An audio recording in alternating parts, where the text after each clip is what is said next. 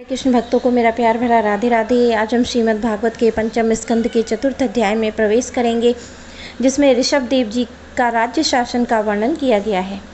श्री सुखदेव जी कहते हैं, राजन नाभि नंदन के अंग जन्म से ही भगवान विष्णु के वज्र अंकुश आदि चिन्हों से युक्त थे। क्षमता, शांति, वैराग और ऐश्वर्य आदि महाभूतियों के कारण उनका प्रभाव दिनों दिन बढ़ता जा रहा था। यह देखकर मंत्री आदि प्रकृति वर्ग, प्रजा, ब्राह्मण, देवताओं को ये उत्कृष्ट अभिलाषा होने लगी कि ये पृथ्वी का शासन करेंगे। उनके सुंदर सुडौल शरीर, विपुल कीर्ति, तेज, बल, ऐश्वर्य, यश, पराक्रम और सूरवीरता आदि गुणों के कारण महाराज नाभि ने उनका नाम ऋषभ रखा।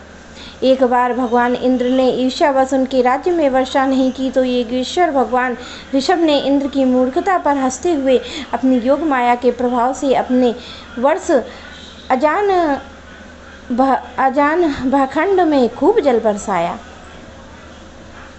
महाराज नाभि अपनी इच्छा के अनुसार श्रेष्ठ पुत्र पाकर अत्यंत आनंद मग्न हो गए और अपनी इच्छा से मनुष्य शरीर धारण करने वाले पुराण पुरुष श्री हरि का सप्रेम लालन पालन करते हुए उनकी लीला विलास से मुग्ध होकर वत्स तात ऐसा गदगद वाणी से कहते हुए बड़ा सुख मानने लगे।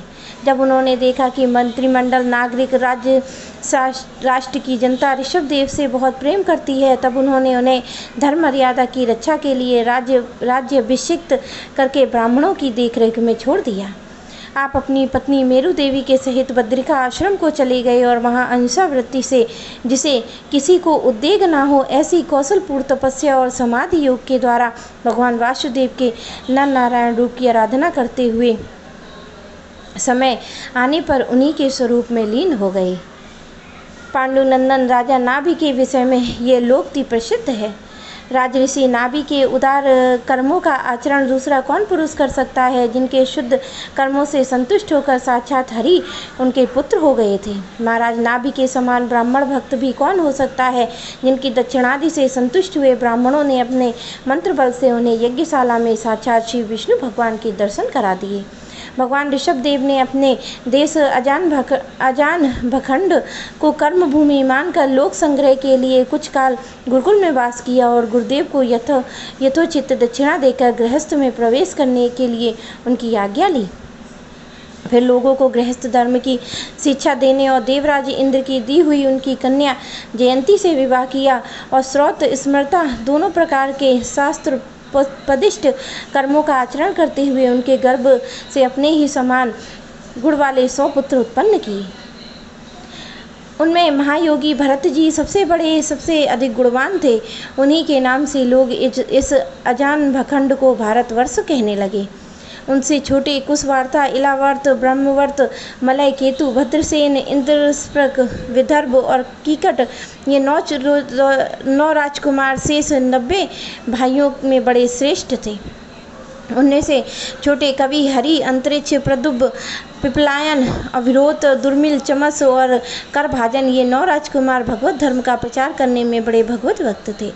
भगवान की महिमा और परम शांति से पूर्ण इसका पवित्र चरित्र हम नारद वासुदेव संवाद के प्रसंग से आगे कहेंगे। इनसे छोटे जयंती 81 पुत्र पिता की आज्ञा का पालन करने वाले, अति विनीत, महान वेदज्ञ और निरंतर यज्ञ करने वाले थे। वे पुण्य कर्मों का अनुष्ठान करने में शुद्ध होकर ब्राह्मण हो गए। भगवान ऋषभ देव ने अपने देश अजान भखंड को कर्मभूमि मानकर लोक संग्रह के लिए कुछ काल गुरुकुल में वास किया और गुरु जी को यथोचित दक्षिणा देकर गृहस्थ आश्रम में प्रवेश करने के लिए उनकी आज्ञा ली। फिर लोगों को गृहस्थ धर्म की शिक्षा करने के लिए देवराज इंद्र की दी हुई उस कन्या जयंती से विवाह किया। भगवान ऋषभ देव यद्यपि परम स्वतंत्र होने के कारण स्वयं सर्वदा ही सब प्रकार की अनर्थ परंपरा से रहित केवल आनंद रूप और साक्षात ईश्वर ही थे, तो भी अज्ञानियों के समान कर्म करते हुए उन्होंने काल के अनुसार प्राप्त धर्म का आचरण करके उसका तत्व न जानने वाले लोगों को उसकी शिक्षा दी। साथ ही शम, शांत, सुहद और कारुणिक रहकर धर्म, अर्थ, यश, संतान, भोग, सुख और मोक्ष संग्रह करते हुए गृहस्थ आश्रम में लोगों को नियमित किया। महापुरुषों जैसा आचरण करते हैं और दूसरे लोगों से उन्हीं का अनुकरण करने लगते हैं। यद्यपि वे सभी धर्मों के सार रूप वेद में गुण रहस्य को जानते थे, तो भी ब्राह्मणों की बतलाई हुई उस विधि से शम दनादि नीति के अनुसार ही जनता का पालन करते। उन्होंने शास्त्र ब्राह्मणों के उपदेश अनुसार भिन्न भिन्न देवताओं के उद्देश्य, द्रव्य, देश, काल, आयु, श्रद्धा, तेज आदि संपन्न सभी प्रकार के 100 यज्ञ किए।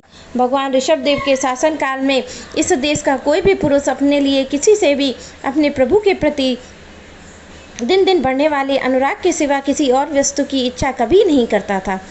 यह नहीं कि आकाश सुमादि अविद्यमान वस्तु की भांति कोई किसी की भी वस्तु की और दृष्टिपात भी नहीं करता था। एक बार भगवान ऋषभदेव घूमते घूमते ब्रह्मवर्त देश में पहुँचे। वहाँ बड़े बड़े ब्रह्म ऋषियों की सभा ने उन्होंने प्रजा के सामने ही समाहित चित्त तथा विनय और प्रेम के भार से सुयंत पुत्रों की शिक्षा देने के लिए इस प्रकार कहा।